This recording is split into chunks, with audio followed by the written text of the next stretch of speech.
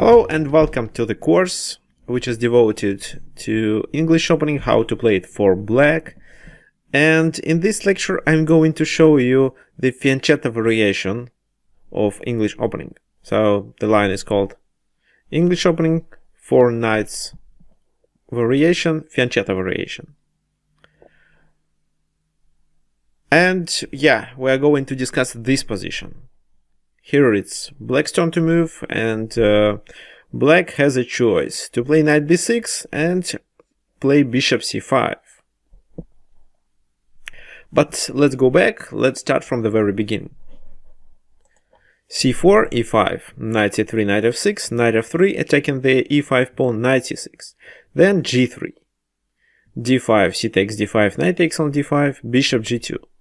Also, some people can play d3 in this position, but it's quite similar to the g3 line, just a different move order. Bishop g2 is wider, it gives white more options. Okay, knight b6 is quite a classical move. The idea to remove the knight from the center is just to save this knight, because at some point he wants to capture on e5, and then the knight on d5 can be attacked by two pieces, the bishop and the knight on c3. So in some lines it's quite risky. However, knight b6 is not the only move. In the past, black dark squared bishop used to go to e7 here. After knight b6, bishop e7. But then in 2017, Alexander Grishchuk, who was the first player from top 10, came up with the idea to develop the bishop to c5, which is quite similar to Sozin attack when white plays such a move, bishop c4, against accelerated dragon. Moreover, from that time, bishop c5 became a really popular move. Moreover, it was played twice in the match between Magnus Carlsen and Fabiano Caruana. Magnus likes to play c4, you know it. And both times when this position was met, Fabiano Caruana replied with bishop c5. And I can say that black successfully defended his position. These two games were drawn. Okay, fine. Here we start with knight b6 first. However, we are going to analyze both lines. Castle, bishop e7. What white can do in this position? One of the typical moves is d3. However, they can also play a3. What do you think? How to reply after a3? He wants to play b4. In such case, it's okay to play a5. It weakens the b5 square, yes, you should understand it, but the knight standing on b5 in this exact position doesn't do much. d3 castle, bishop e3. Bishop e6. Rook c1 and a4. There was a game between Garry and Carlsen. Anish Garry was playing with white pieces and Magnus Carlsen was black. And actually I'm going to show you this game in this course. This will be the next lecture. But let me just show you a fragment. Here Anish played knight d2. f5 with the idea to play f4. Then bishop takes on b6, pawn takes on b6, knight takes a4. Bishop g5 was played by Magnus Carlsen. Knight c3 and then e4. This position is equal. Black sacrificed the pawn, but of course he has more than compensation. The d3 is hanging. Also, e3 is a kind of a threat. Moreover, it's just okay to keep the position as it is and just to increase the pressure for black, because I don't really see what white can do here. For example, the next move of black can be just rook c8. However, instead of playing knight d2 in this position, I believe black could play much better in case if he captures on b6 immediately. C takes on b6 and knight a4 in this position. Then e4, knight e1, e3, pawn takes on e3, then bishop g5 attacking this pawn. The position looks quite dangerous for white, but he has a rook f4 move, sacrificing the exchange back. And here, white is one pawn up, but I would say the position is unclear. Maybe it's approximately equal, but at the same time, you see, the main problem for black is that he has two double pawns on the b file. But at the same time, white pawn center looks good, and it's quite difficult to maneuver with black pieces. But, of course, black is up the exchange, so he has material advantage. But of course, white has a compensation of two pawns. So that's why I said that the position is unclear. I can't really evaluate it correctly. However, the position was playable for both sides. But if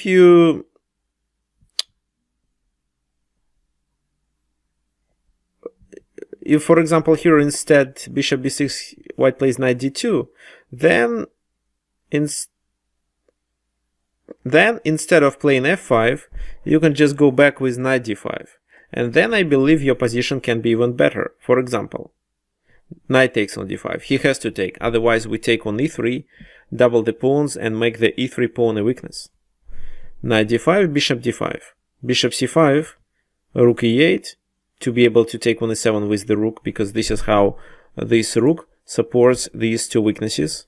Oh, I can't call e5 a weakness. c5 is a potential weakness in case if we remove the queen and the knight. Bishop e7, rook e1, and knight goes to d4. That's the idea here. Black dominates. The position is slightly better for black. If, for example, someone decides to play like Anish Giri, knight d2, you can just simply play knight d5. Or you can follow Magnus Carlsen and play f5.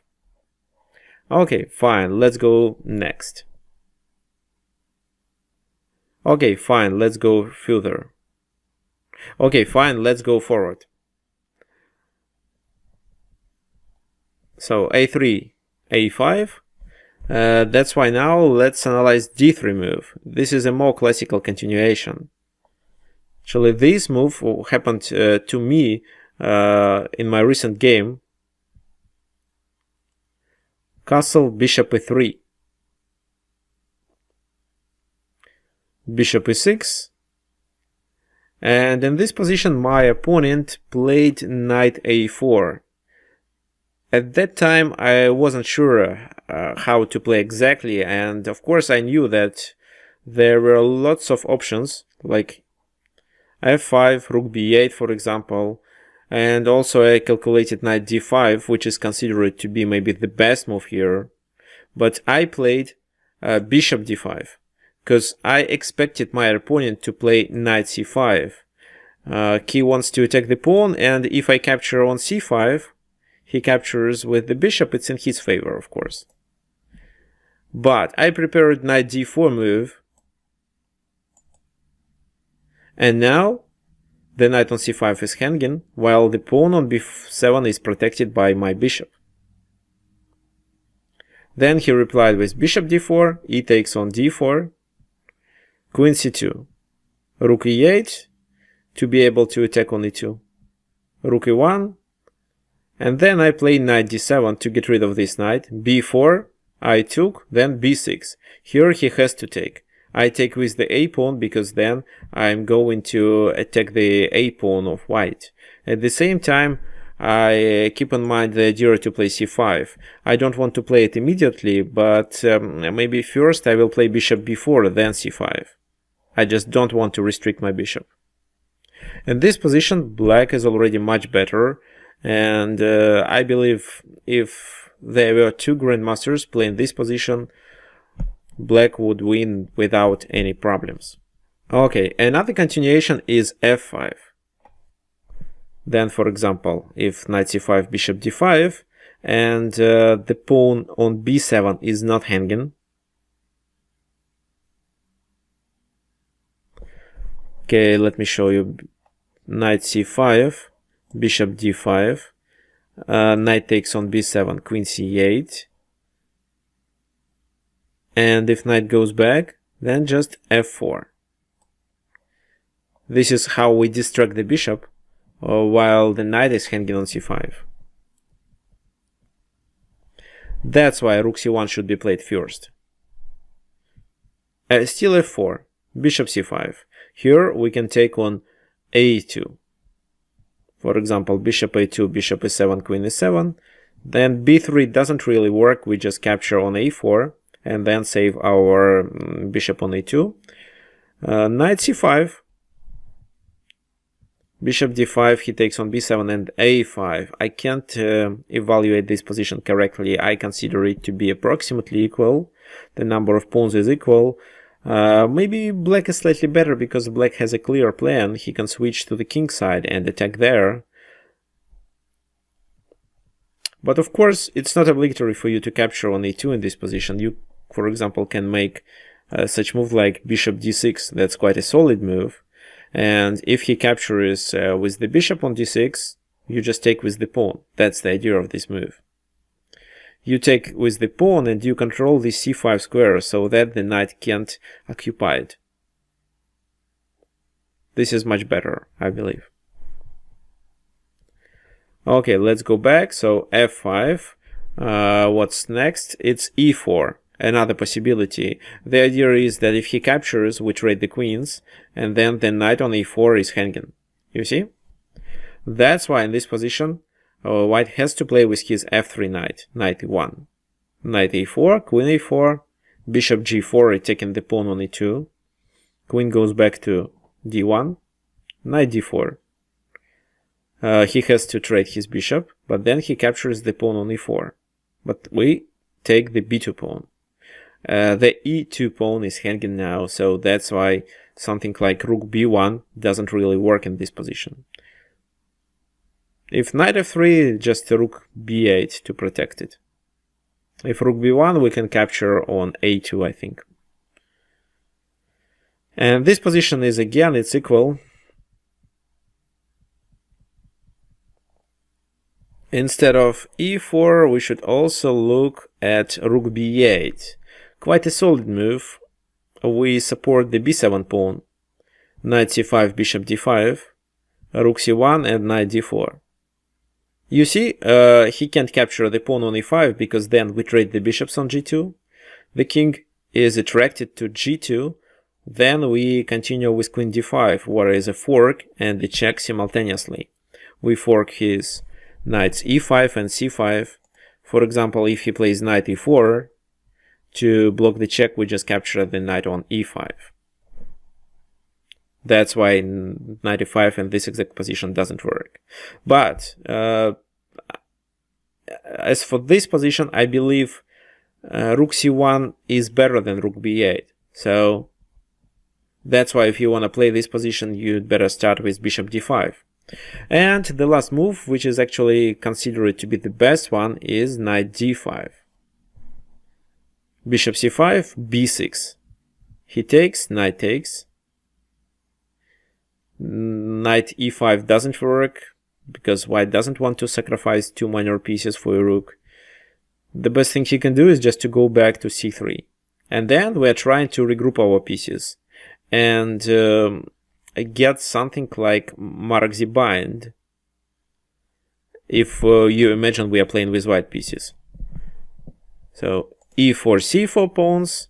Of course, we don't blunder the rook. On a1, we play rook d8. f6 to support the e5 pawn. And then knight d4.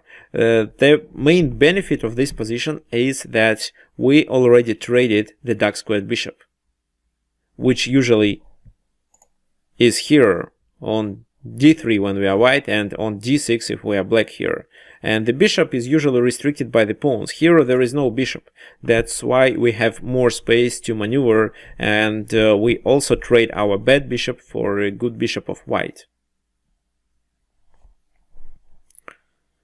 That's why this version of Mark Zibine is slightly better. However, it takes a few tempers to play f6, knight d4, and c5, and rook d8. Okay, instead of knight e4, he can try this move. Then f5, he goes here, and bishop d5. The pawn on b7 is not hanging. No, queen c8, he escapes back, but then f4. That's why instead of taking on b7, rook c1 should be played here. Still f4. And I believe the position is equal. He retreats with the knight, but then our task is to protect the pawn on b7. Or maybe if he goes to d2, we can capture on c5 and play this position. However, as for me, I prefer to play with light squared. I prefer to play this position with the dark squared bishop. Okay, let's go back. So we analyzed knight a4, knight e4. What about rook c1 here? Rook c1, then just f5. a4, a5. Bishop b6, then we take, and here he has two options. To play knight b5, which looks quite natural, but the knight doesn't really do anything there. Rook c8, for example. d3, and then we have several options, and I am absolutely sure that it doesn't matter which of these moves we do, we are slightly better here. Bishop f7 to activate the bishop to h5. King h8, some kind of prophylactics. Maybe we keep in mind g5, g4.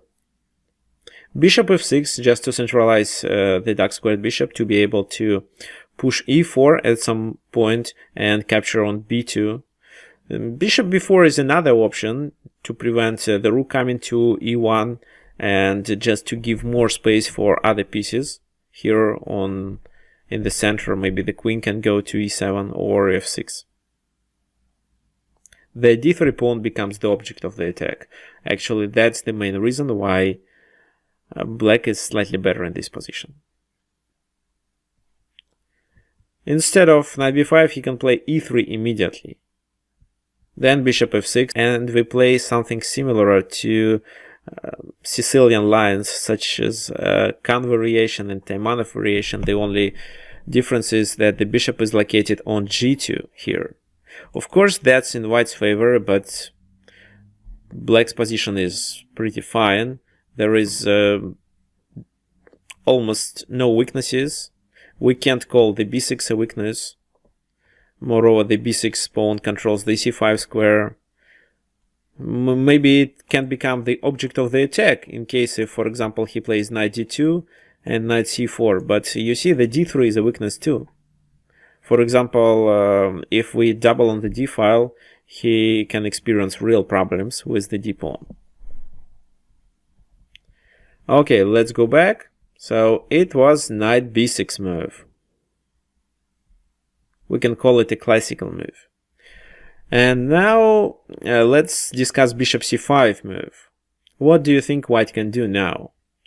Looking forward, I can say that castle is the best option for white in this position. Something like knight e5 doesn't work. Why? Because we capture on c3. What do you think he can do now? If bishop takes on c6 with a temper, then b takes on c6. What can he do in this position? D captures on c3, for example. Then we can play queen e7. The position is unclear. Then there are several options. For example, knight c6. Here we just capture on f2 and take the knight, winning the piece back. We're down a pawn, but we play with the bishops of opposite color, and the enemy king is really weak. So at least we have good chances to get a draw from this position. If, for example, after queen e7, he plays something like knight f3, then bishop h3, and we have the compensation here. He can't castle. We are gonna play rook d8 on the next move. Bishop f4 is another possibility, but then g5. Queen a4, for example. What do you think black should do? What to do with the pawn on c6? Nothing, just castle. And if queen captures on c6, we take two minor pieces for a rook. Then we can also play bishop g4, threatening to give a checkmate on e2. If knight takes on c6, then queen f6. Queen b5, we take on f2, and then check him. Here, again, at least we have a compensation. Another option in this position is to play knight d3, bishop b6, castle, castle, rook a1, queen e4. And again, we have a compensation. Bishop h3 can be our next move, for example. Maybe now bishop a6. However, instead of playing queen e7 here, we may capture on d1 and then take this pawn.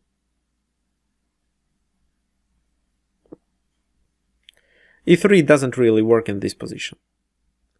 If so, we, for example, play this move and he can't capture on c6 because of bishop b7. If he goes anywhere, we play bishop g4 check, and then our position is better. If knight c6, bishop b7, and then, for example, rook f1, then just take one of these pawns, maybe the g3 one, because I just don't want to open the bishop. Here the number of pawns is equal, but black is slightly better because of a better pieces location, and this bishop is much better than this one. However, I believe that there are not so many chances for black to win.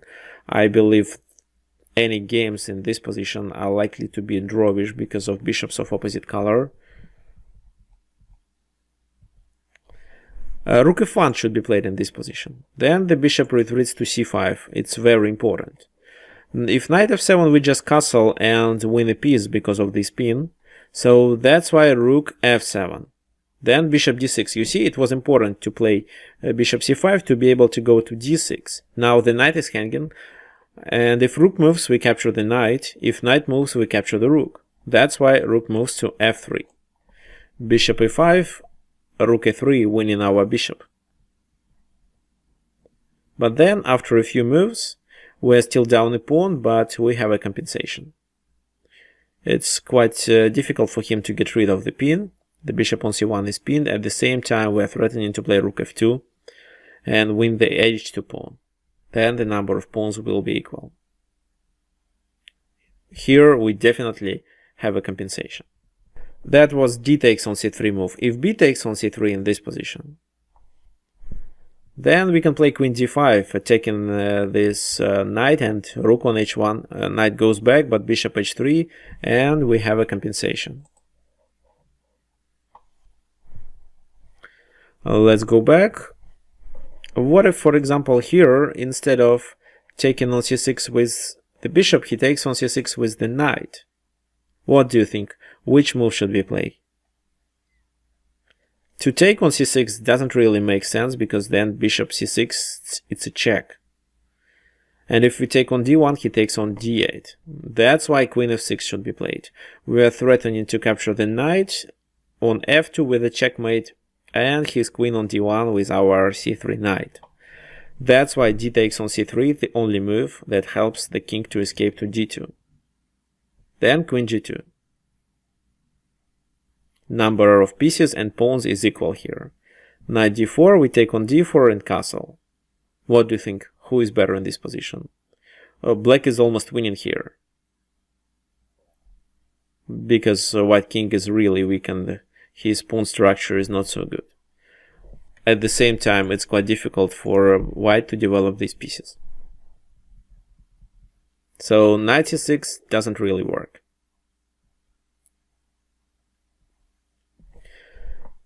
Okay, knight a5 doesn't work in this position. Castle is the best option. Then we also castle. d3. Knight f5 in this position still doesn't work. I'm going to show you this line a little bit later when we go through the game Grishchuk, when we go through the game Elyanov and Grishchuk. d3. In this position, Grishchuk played bishop b6 in that game in 2017. However, nowadays it's considered to be not the best move. The best one is rook e8 that Fabiano Caruana played against Magnus Carlsen. And here Magnus played bishop d2 in one game and bishop g5 in another game. Now let's start with bishop d2. Bishop d2, knight takes on c3, bishop takes on c3, and knight d4. These traits help black to simplify and equalize the position. b4, bishop d6. If he captures on d4, we capture on b4. Rook b1 to protect this pawn on b4. Now the pawn on d4 is hanging after this trade.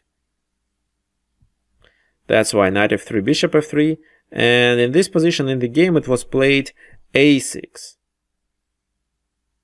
Then black has to defend his position. However, c6 was a better move.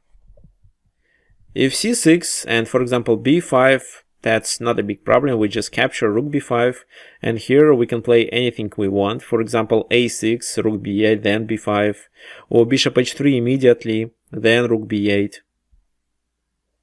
So we don't really have any problems with the b pawn. If bishop h3 and then we trade light squared bishops, we can even play b6. This position is approximately equal. I don't believe white can do anything here to succeed. However, if it's Magnus Carlsen playing this position, then maybe he can find.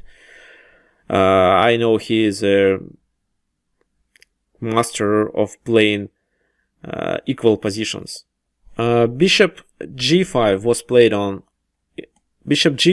played in one of his other games against Fabiano Caruana. Then knight c3, bishop d8 doesn't make sense because knight captures on d1, and then the pawn on b2 is hanging.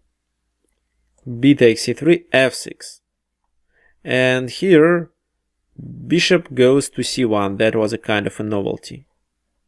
Bishop e6, bishop b2, and in this position again, I believe Caruana played inaccuracy. He played bishop b6.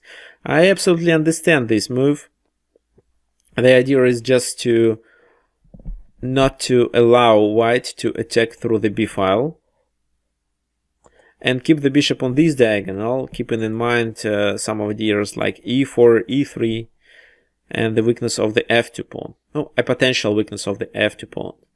Also, bishop b6 helps to stop d4 move. However, according to the computer analysis, bishop f8 is likely to be better. It's this diagonal is more important, and it's okay to allow white to play d4. Then we can play e4, f5, for example. Here, after bishop f8, I would say that the position is definitely equal for both sides, and both sides have chances to win.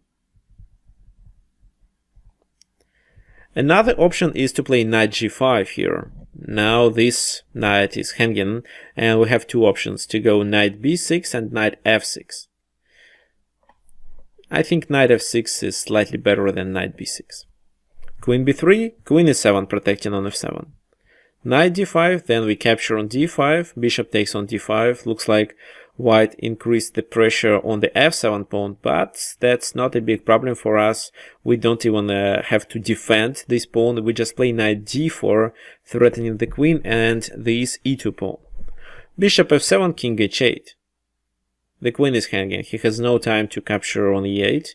Queen c4, rook f8, bishop h5 to protect on e2, then just g6. Bishop f3, b5, the queen has to move, Then rook b8, with the idea to play bishop b7. And for now, at least we have a compensation. Maybe in a few moves you can realize that black position is much better, especially if white makes a mistake. You should also keep in mind the idea to play rook f5 to threaten this knight. Okay, fine. We are done with these three moves. Nowadays, another popular move in this position is queen b3.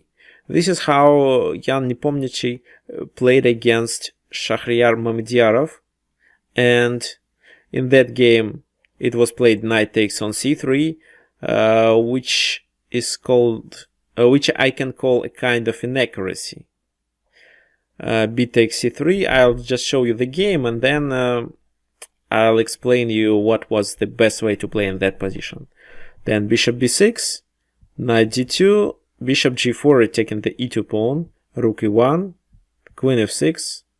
The idea to get the queen closer to the king side to be able to attack on f2 and then maybe to locate the queen to g6 was really good here. Bishop a3, h5, with the idea to play h4. That's why white plays h4 himself. Rook a to d8, knight g5, queen f6, and in this position he has to go back to e4 and just repeat the position. Soon they agreed to a draw. So you see, Mamediyarov played knight takes on c3, but I believe knight d to e7 is better here. Then, for example, queen c4, bishop b6, knight a4, bishop e6, attacking the queen. Queen goes to h4, and after f6, white is, and after f6, black is fine. Of course, we have to trade our dark squared bishop for the knight, but all other pieces, locations are really good. And we also keep in mind the idea to play knight f5 and then occupy the d4 square. This is actually what happened in the game between Potkin and Van Foreest. You can also ask me, what if knight g5 in this position? How to play then? Just rook f8, then knight d4, and at some point we can attack the knight so that it retreats, and then we can play bishop e6 with a temper. Knight g5 is not the best move. And knight g5 is not a good move here. The knight has to retreat anyway. Okay, fine. Let's sum it up. So here, if white plays Fianchetto line, if he starts with g3 or maybe d3, you play d5, bishop g2, for example, and you have two options. To play knight b6, in this case you locate your dark squared bishop on e7 and play like you are white, and play the Sicilian line like you are white. Another option is to play something similar to Sozin attack with bishop c5. This modern move is really very popular nowadays. Almost every grandmaster chooses this move when he gets this position. The idea of bishop c5 is that knight e5 doesn't work and the bishop can stop white from playing d4. Okay, thank you for your attention. In our next lectures of this section, I'll show you a few game examples. There are two games that were played by Magnus Carlsen and the famous game between Elyanov and Grishchuk, when bishop c5 was played first time on a high level.